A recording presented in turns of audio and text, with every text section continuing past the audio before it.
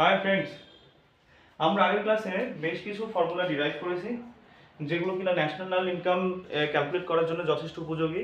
এই ক্লাসে আমরা আরও দুটো একটু জটিল ফর্মুলা ডিরাইভ করব যেগুলোর সাহায্যে আমরা ন্যাশনাল ইনকাম ক্যালকুলেট করতে পারবো। ঠিক আছে, তো প্রথমে আমরা নিচ্ছি জিএনপি অ্যাট ফ্যাক্টর কস্ট থেকে এনডিপি অ্যাট মার্কেট প্রাইস।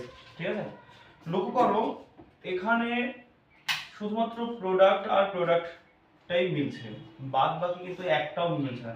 জি আলাদা, এন আলাদা, এখানে আবার ডি আছে, এখানে আবার ফ্যাক্টর কস্ট আছে, এখানে আবার মার্কেট প্রাইস আছে। তো তিনটে আলাদা আছে।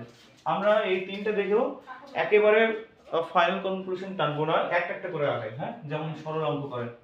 প্রথমে আসি আমরা জিএনপি নিয়ে আগে। জিএনপি অ্যাট ফ্যাক্টর কস্ট থেকে যাচ্ছে কোথায়? এবার আমরা কিন্তু বলবো জিএনপি তেই থাকবো। জিএনপি থেকে এবার আমরা যাব মার্কেট প্রাইসে।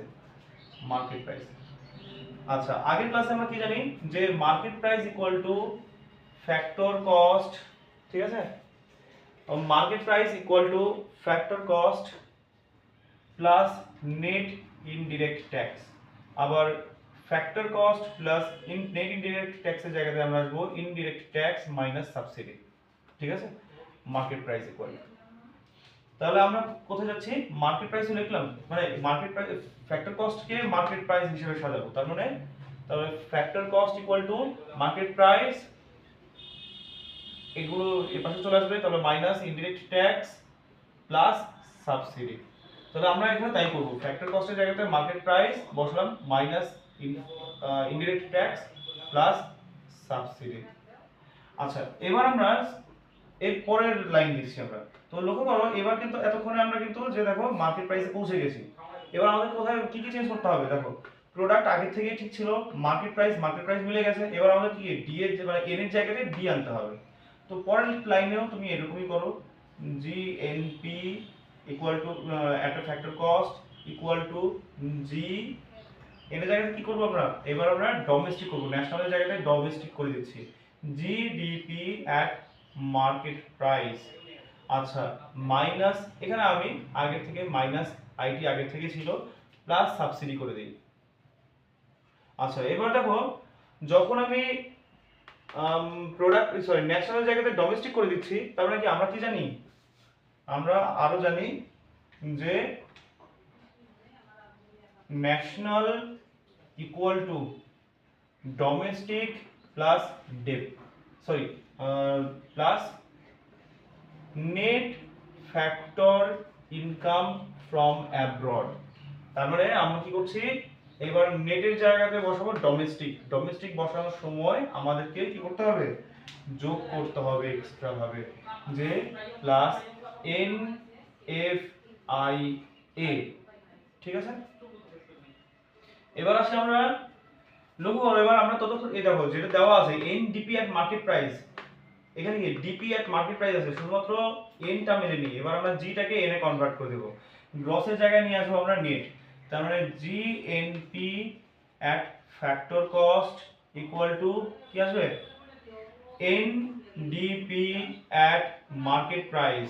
আচ্ছা এতক্ষণে দেখো মানে এইটুকু আমাদের চলে আসছে, এটা আমরা পরে লিখছি, মাঝখানে কিছু একটা যোগ করে দেব, plus N F I A minus IT plus subsidy হলো। আচ্ছা এবার লক্ষ্য করো গ্রস থেকে আমরা যদি নেটে যাই তখন কি করব আমরা? Gross equal to net plus dep বা ডিপ্রিসিয়েশন। তো নেটের সঙ্গে আমরা যোগ করব ডেপ বা ডিপ্রিসিয়েশন। ঠিক আছে, তো এত বড় ফর্মুলাটা হলো এটা মুখস্থ করার কোনো দরকার নেই, দেখো আমরা কিন্তু বার করে নিতে পারছি। ঠিক আছে, তো এটাকে আমি বক্স করে দিলাম। এবার আমরা আসি আরেকটা আমরা ডিরাইভ করি ঠিক একই ভাবে 5 নাম্বার। তো কি নেব আমরা? এবার বারবার গ্রস দিয়ে শুরু করছি, এবার আর গ্রস নয়, এবার আমরা নেট দিয়ে শুরু করছি। তো নেট ডোমেস্টিক দরকার নেই, আমরা এনএনপি লিখে দেই, এনএনপি এট মার্কেট প্রাইস করে দেই। মার্কেট প্রাইস করলাম, এখান থেকে আমরা যাচ্ছি। আচ্ছা সব হয় এন থেকে, মানে বারবার তো আমরা হচ্ছে কি যে একই অক্ষর দিয়ে দিই, তাই না? মানে একই, এখানে যদি আমি এন বল দিয়ে শুরু করি তাহলে তো দুটো আমাদের আলাদা হবে, আমি তিনটা আলাদা রাখছি। তার মানে আমি জি করে দিচ্ছি তারপর এখানে ডি করে দিচ্ছি, পি করে দিলাম, এবার করে দিলাম আমি ফ্যাক্টর কস্টে যাচ্ছি। ঠিক আছে, এবার লক্ষ্য করো প্রোডাক্ট তো সব জায়গাতেই সেম থাকবে, শুধুমাত্র এই তিনটে টার্ম যেন আলাদা থাকলো, তাহলে একটু জটিল হয়ে গেল। চলো এবার শুরু করি। তো আমরা কি করলাম যে মার্কেট প্রাইস থেকে আগে ফ্যাক্টর কস্টে নিয়ে যাচ্ছি। চলো শুরু করি। এন এন পি, এখানে ফ্যাক্টর কস্ট আছে, তারপর আমরা মার্কেট প্রাইসের জায়গাতে এবার লিখব N N P at factor cost. এবার আমরা জানি কি market price equal to factor cost plus indirect tax minus subsidy. এই দেখো বসিয়ে দিলাম। পরেরটা কি করব, ফ্যাক্টর কস্ট মিলে গেছে, প্রোডাক্ট আগে থেকে মেলানো আছে, এবার আমরা এন এর জায়গাতে ডি বসাবো। আচ্ছা, net domestic product at factor cost. Okay, এবার লক্ষ্য করো এইটুকু তো সেমই থাকবে, আগেরটা হুবহু সেটাই নামবে, plus indirect tax minus subsidy. এবার আসি আমরা ডোমেস্টিক নিয়েছি, ডোমেস্টিক মানে কি net equal to domestic plus NFIA plus বসাচ্ছি net factor income from abroad.